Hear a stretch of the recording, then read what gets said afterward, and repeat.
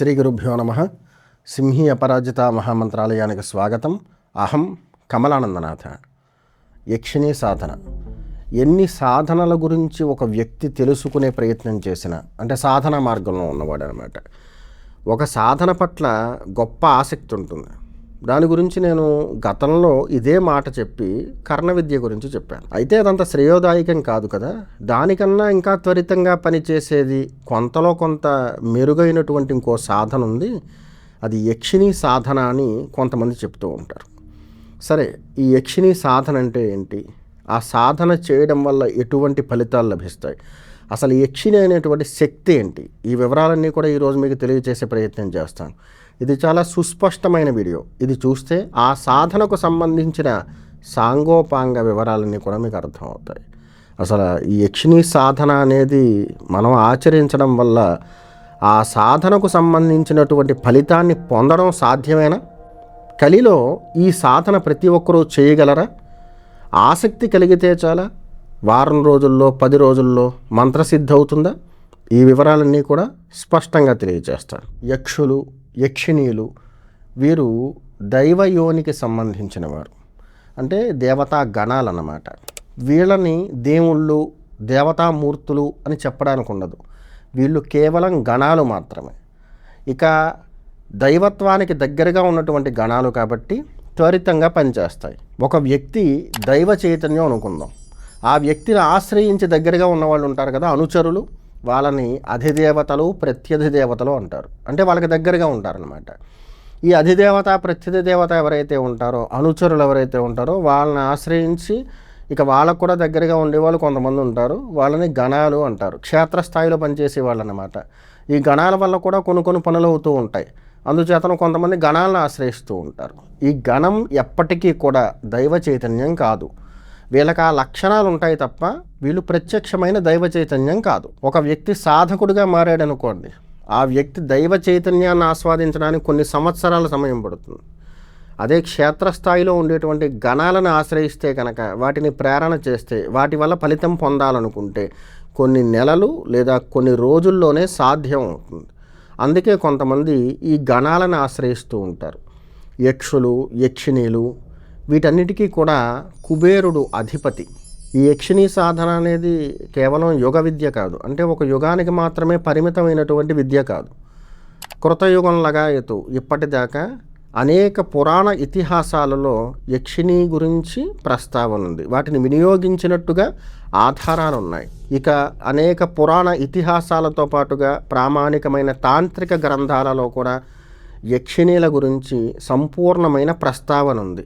దాని పూర్వంలో ఎవరు ప్రేరణ చేశారు, దానివల్ల ఎటువంటి ఫలితాన్ని ఆస్వాదించవచ్చు అనే అంశాలన్నీ కూడా ఆయా గ్రంథాల్లో స్పష్టంగా తెలియచేయబడ్డాయి. యక్షులు, యక్షిణీలు పర్వత ప్రదేశాలు, నదీ తీరాలు, గుహలు, అనేక వృక్షజాతుల్ని ఆశ్రయించి ఉంటాయి.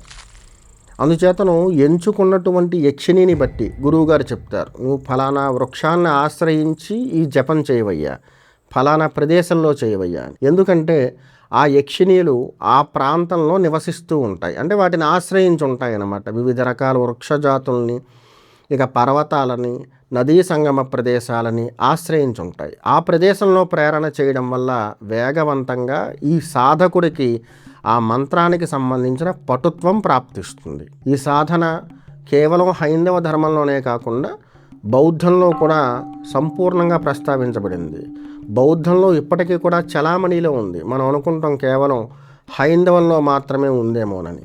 బౌద్ధంలో చాలా ప్రాచుర్యంలో ఉన్నటువంటి విధానం ఇది.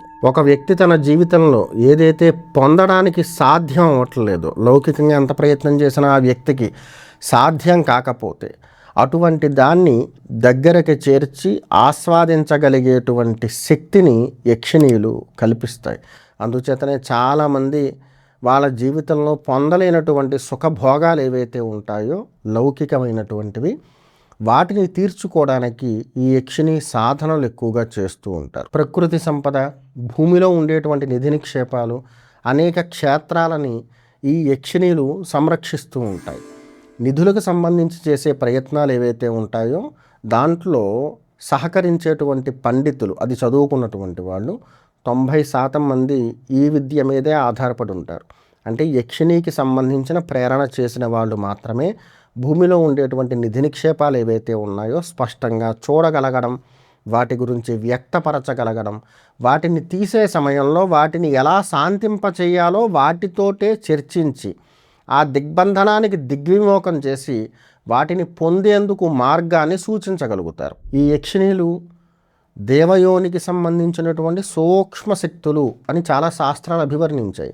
ఇవి తీవ్రమైన శక్తులు కాదు, కానీ అప్పటికప్పుడు మన భోగాలు, మన అవసరాలు తీర్చడానికి వీటి వల్ల మాత్రమే త్వరితంగా పని అవుతుంది. తీవ్రమైన దైవశక్తిని చేరుకోవడానికి, దానివల్ల మనం ఫలితాన్ని పొందడానికి ఎక్కువ సమయం అవుతుంది. కాబట్టి అనేకులు అప్పటికప్పుడు త్వరితంగా ఈ కామ్యాన్ని నిర్వర్తించుకోవాలి అనుకున్నప్పుడు ఈ యక్షిణి సాధనని చేస్తూ ఉంటారు. సంపద కొరకు, దిగ్బంధనం కొరకు, రక్షణ కొరకు. వీటి కోసం మాత్రమే కాకుండా భూత భవిష్యత్ వర్తమాన త్రికాల జ్ఞానం, సర్వేషాం స్త్రీ పురుషానాం కాలత్రయ వృత్తాంతం ప్రబోధనార్థం అనే సంకల్పం. అంటే ఇతరుల యొక్క భూత భవిష్యత్ వర్తమానాలు తెలియజేయడానికి, సహకరించడానికి కూడా యక్షిణీ విద్యల్ని చాలామంది ప్రేరణ చేస్తూ ఉంటారు. కొన్ని శాబరి మంత్రాలు ఉంటాయి, గురువు లేకుండా కూడా వాటిని ప్రేరణ చేయొచ్చు. కానీ యక్షిణీ మంత్రాలను మాత్రం అలా అనుకోవద్దు. ఖచ్చితంగా గురువు ఉండాలి. గురువు యొక్క సమక్షంలోనే ఆయన చెప్పిన విధంగా ఆ దీక్షా నియమాలు అవి శ్రద్ధగా పాటిస్తూ ఈ విధానాన్ని కొనసాగించాల్సి ఉంటుంది. అలా చేసినప్పుడు మాత్రమే, ఎందుకంటే యక్షిణి చాలా తీవ్రమైనటువంటి శక్తి, ఎలా పడితే అలా ప్రేరణ చేస్తే ప్రతికూలమైన పరిస్థితులు ఎదురవుతాయి. ఆధ్యాత్మికమైనటువంటి మంత్ర ప్రేరణ చేసినంత సులభంగా ఇది ఉండదు, దానికన్నా చాలా కష్టతరంగా ఉంటుంది. యక్షిణీ మంత్రం 7 రోజులు చేస్తే కోరినటువంటి స్త్రీ లేదా అపారమైనటువంటి ధనం, జీవితం స్థిరపడడం ఇవన్నీ సాధ్యపడతాయనేటువంటి మాటల్ని నమ్మకండి.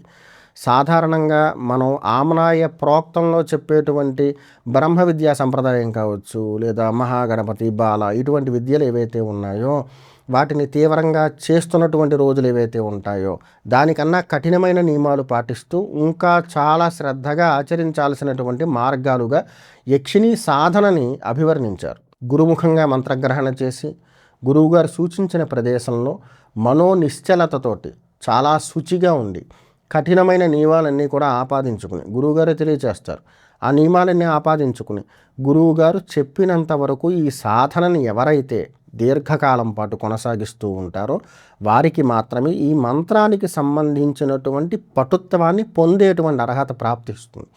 సాధారణంగా అన్ని మంత్రాల్లాగా 30 రోజులు 20 రోజులు ఇలా ఉదహరించడానికి లేదు.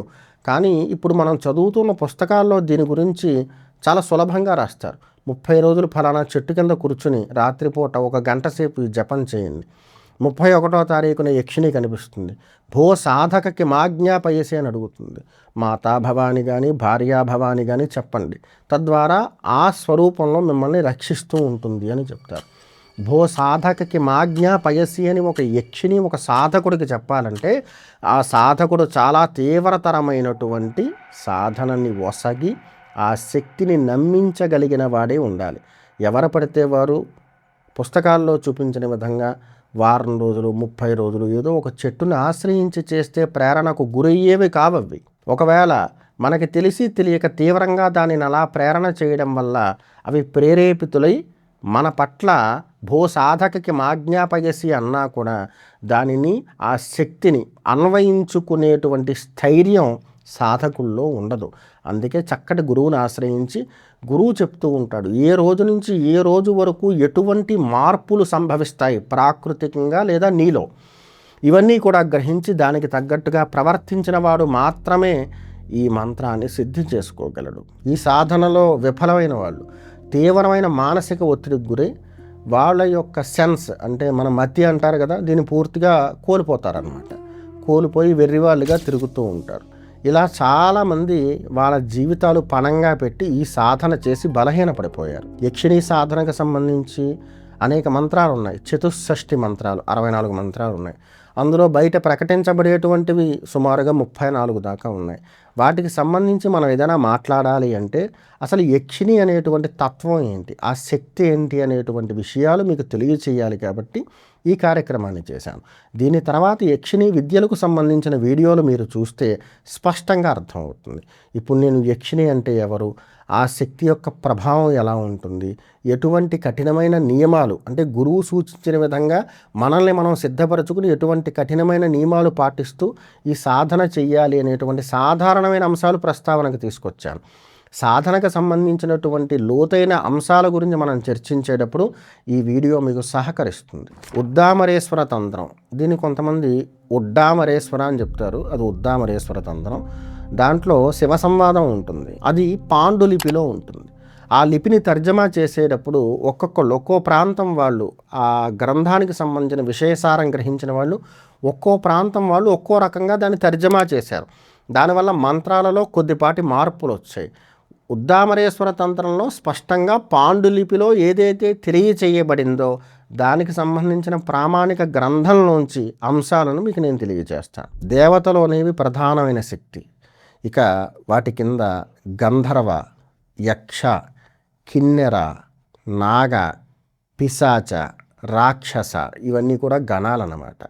ఇవన్నీ దేవతలకు దగ్గరగా ఉంటాయి అనుకుంటారు. దేవతలకు ఇందాక చెప్పినట్టుగా దగ్గరగా ఉండేటువంటి శక్తులు ఏవైతే ఉంటాయో వాటికి గణాలుగా ఇవి వ్యవహరిస్తూ ఉంటాయి. వీటికి కూడా చాలా చైతన్యం ఉంటుంది. పిశాచ అనే శబ్దం విన్న వెంటనే అదేదో చాలా భయపడుతూ ఉంటారు. అది గణాలలో ఒకటి. దేవతా గణాలు ఏవైతే ఉన్నాయో వాటిల్లో ఒకటి. వాటిల్లో జరిగేటువంటి రూపాంతరాలు, వాటి యొక్క స్థితులు, ప్రేరణా విధానం ఏదైతే ఉందో వాటి వల్ల వాటి ప్రవర్తన అలా మారుతూ ఉంటుంది. అందుకే పైశాచికమైన ప్రవర్తన అంటూ ఉంటారు కదా, తీవ్రతరమైనటువంటిది అన్నమాట. అలాగే యక్ష విద్యలు, యక్షిణీ విద్యలు కూడా గణాలకు సంబంధించింది. దీని తర్వాత చెప్పేటువంటి వీడియో ఏదైతే ఉంటుందో దాంట్లో ముఖ్యంగా యక్షిణీ విద్యకు సంబంధించి ప్రస్తుతం అందుబాటులో ఉన్న 32 నుంచి 34 మంత్రాలకు సంబంధించిన లక్షణాలు క్రమక్రమంగా తెలియజేసే ప్రయత్నం చేస్తాను. గుర్తుపెట్టుకోండి, సబ్జెక్ట్ పూర్తిగా తెలుసుకోవాలి అనేటువంటి ఔత్సుకత కలిగిన వాళ్ళకి ఈ సిరీస్ బాగా సహకరిస్తుంది. సర్వేజనా సుఖినో భవంతు. కొత్త వారు ఎవరైనా ఛానల్ చూస్తూ ఉంటే ఛానల్కి సబ్స్క్రైబ్ చేసుకోండి. వీడియో చూసేటువంటి వారందరూ కూడా లైక్ చేసి సహకరించగలరు. శుభమస్తు.